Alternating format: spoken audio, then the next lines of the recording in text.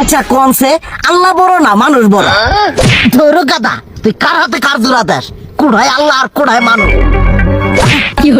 যেটা কবার কইছে ওইটা কন। আল্লাহ বড় না মানুষ বড়? আল্লাহই তো বড়। আল্লাহ বড়, তাহলে আল্লাহর কথা না হইনা মানুষের কথা শুনেন কে? তুই কি কইতাছস? কি আর আল্লাহর কথা মানে না মানুষের কথা মানে? হ্যাঁ, কি আর মানুষের কথা শুনেন তাই না?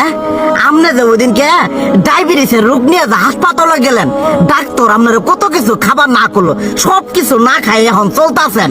তাহলে আল্লাহ যে আপনারে কইছে যে হারাম খাবার না, সুদ খাবার না, কই আপনি তো কাম কাজ বাদ দিয়ে এলাকার মধ্যে টাকা পয়সা না গায়ে খালি ওইলে দিয়েই খান, নিজেরা টেও হালাল ভাবে কামাই করেন না, ওই সুদও তো না করে টাকা করে লাভ আহে ওইলে দিয়ে দিয়ে চলেন আর পেটটা বড় বানাইছেন। শুনেন একটা কথা কই, হারামের কোনোদিন আরাম নাই। হালাল পথে রুজি রোজগার করেন, প্রয়োজনে এড়া বেলা কম খায়েন, তাও শরীর পিণ্ডও ভালো থাকবো, কোনো রোগ বেদও হবো না, আরামও পাবেন, আল্লাহও খুশি থাকবো। তুই আমার এইভাবে বুঝাবি আগে কইলি না কে?